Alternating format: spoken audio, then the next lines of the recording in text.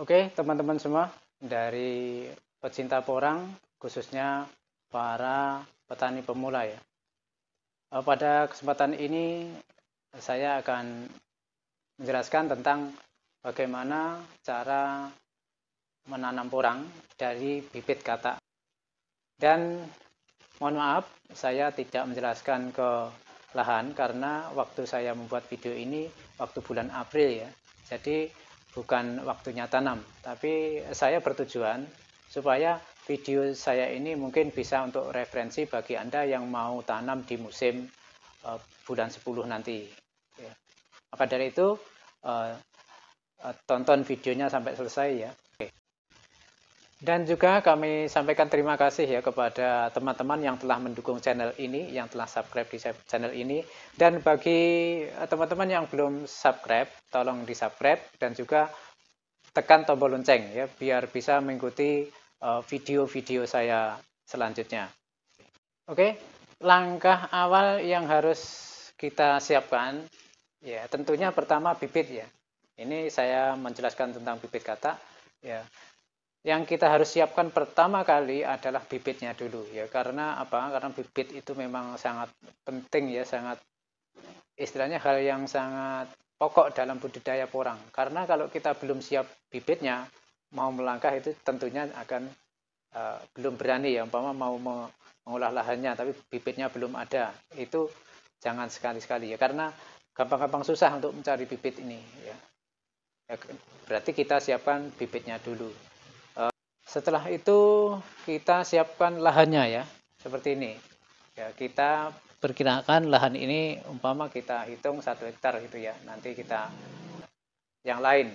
Pokoknya intinya rumput itu bersih, terus lantas tanah itu digemburkan ya, bersih dari rumput seperti itu. Setelah kita gemburkan, lantas kalau perlu, kalau tanahnya itu memang agak padat itu ya, tanah padat atau lempung itu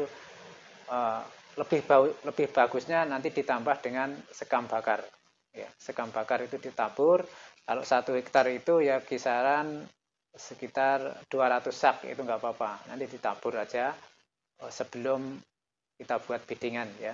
Kita sekam bakar ini fungsinya untuk menambah penggemburan tanah dan menambah unsur hara ya, unsur karbon dalam tanah, itu nanti akan lebih bagus.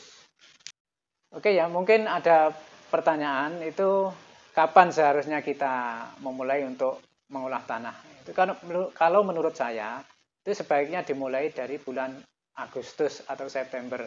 Karena untuk di daerah Jawa itu bulan 10 atau bulan Oktober itu biasanya sudah mulai turun hujan ya, Oktober akhir. Dan siap tadi ya, kita lakukan beddingan, membuat beddingan dengan jarak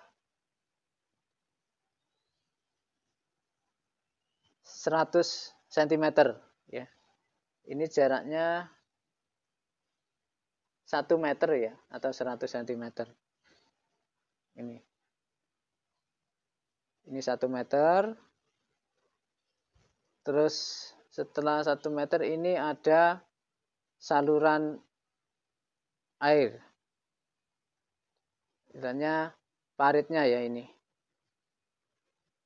Ini paritnya, ini gulutannya.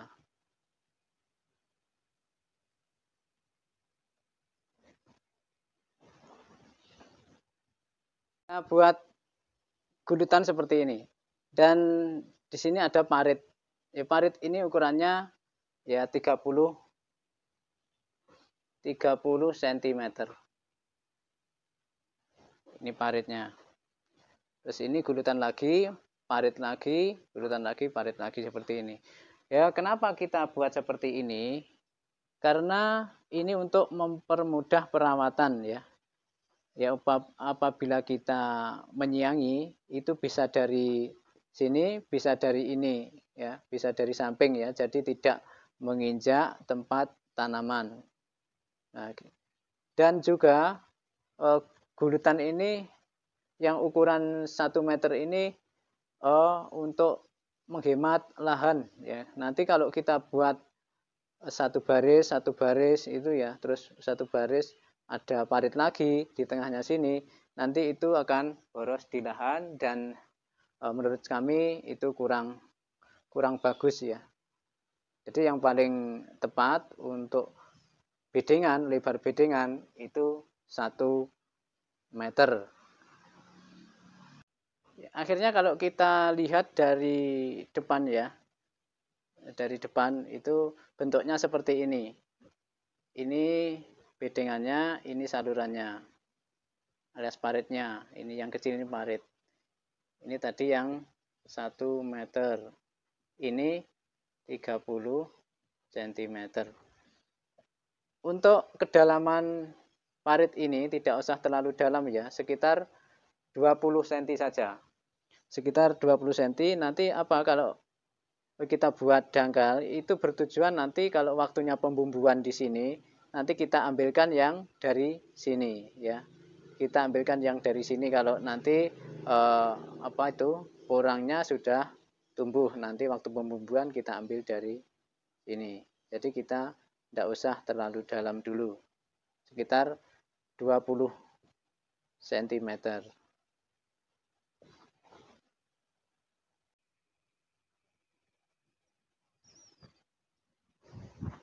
Oke ya, setelah lahan sudah siap, kita tinggal menunggu waktu musim penghujan. Bagaimana saat atau kapan saat yang tepat untuk menanam porang? Kalau di daerah kami biasanya itu ya mau musim penghujan. Jadi di bulan 9 atau bulan 10 untuk bibit katak ini sudah berani ditanam. Tapi yang paling bagus memang waktu pertama kali turun hujan ya, atau 10 hari sebelum turun hujan atau pas waktu sekitar waktu turun hujan yang pertama di musim penghujan itu memang masa atau masa tunasnya katak itu memang di masa-masa itu. Langkah selanjutnya yaitu tahap menanam bibit katak ya. Untuk cara tanamnya, kalau di daerah kami biasanya pakai tunggal ya, atau di istilahnya digejek itu dengan jarak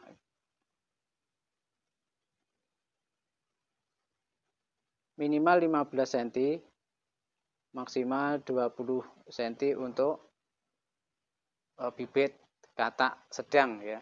Katak sedang itu yang ukuran 1 kilo isi 200. Ini 20 cm. Terus kesininya ini minimal 30 cm. Jadi nanti ini ada bibit lagi. Ya, jadi isinya satu baris itu 4.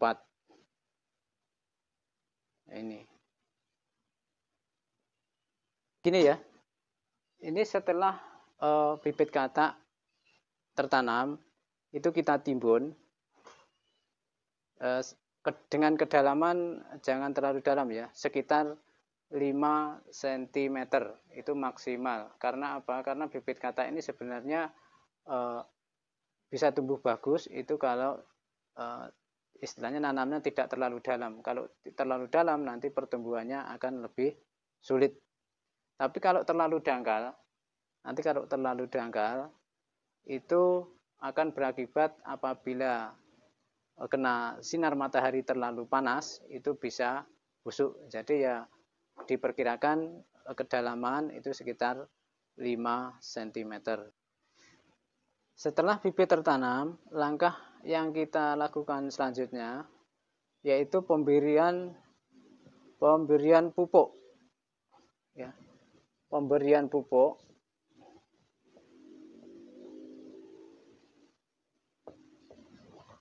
Ini yang kita berikan itu pupuk kandang ya. Pupuk kandang lebih bagus lagi di fermentasi. Nah, kita taruh di mana? Di sini ya. Pupuk kandangnya kita taruh di sini. Jadi tidak bercampur dengan dengan bijinya, biji katak dengan bibit katak. Nanti kalau dicampur itu bisa mengakibatkan berjamur ya.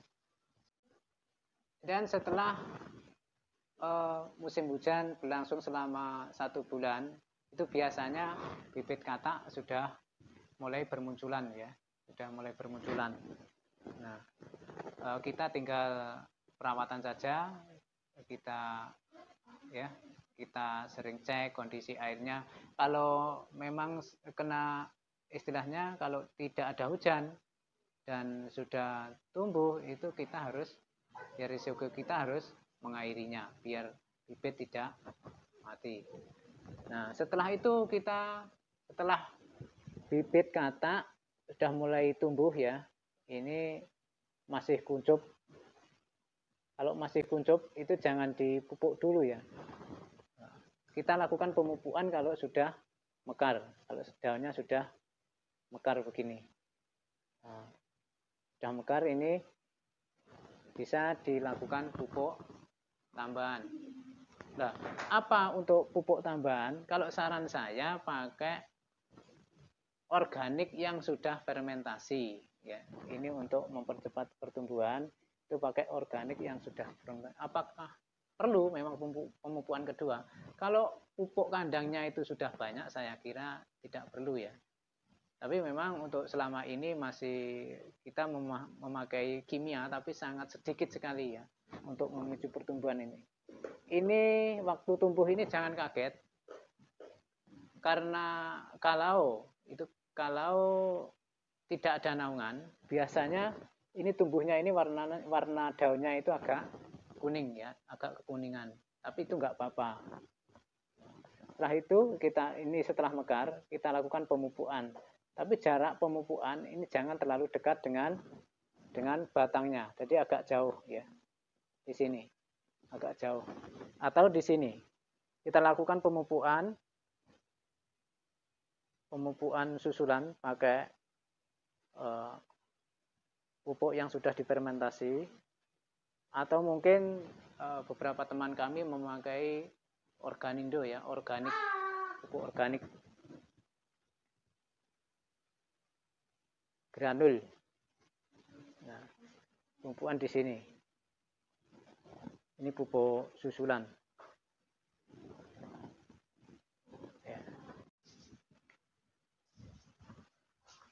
Ya, tadi setelah dilakukan pemupukan susulan, itu kita ambilkan tanah dari paritnya tadi untuk menambah tutupnya ya. Ini istilah orang Jawanya kita dangir ya. Biasanya kalau sudah sering turun hujan itu akan penuh seperti ini.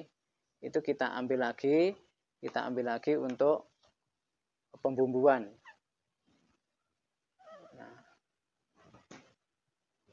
Nah, akhirnya setelah ditimbun, nanti tanah sudah penuh seperti ini. Nanti akan mempermudah penyerapan unsur hara yang ada di dalam tanah. Ya, kita uruk seperti ini. Dan setelah porang berumur 2-3 bulan, itu kita tinggal perawatan ya. Bagaimana cara perawatannya itu seperti ini. Kalau di daerah kami biasanya sering kita semprot ya. Yang pertama tadi pakai POC, pupuk pelengkap cair, setiap 15 hari sekali atau 20 hari sekali. Dan pada waktu sekitar bulan 12 ya. Bulan 12 itu kita tambah. Waktu ini sudah tunas kedua sudah mulai mekar, itu harus kita tambah dengan kita tambah dengan fungisida ya, alias obat jamur.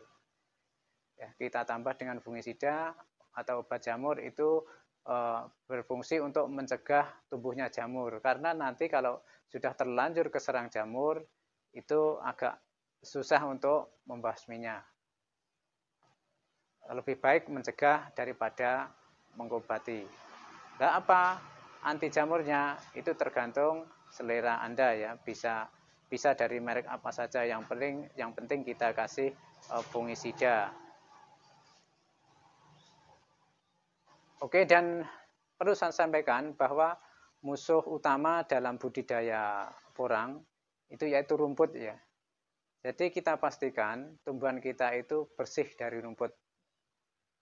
Karena apa? Karena nanti kalau kalah dengan rumput biasanya ya pertumbuhannya agak lambat dan isinya juga semakin kecil. Oke teman-teman, itu saja yang bisa saya sampaikan ya. Apabila bermanfaat, ya tolong share dan like ya. Dan begitu saja dari kami, semoga bermanfaat.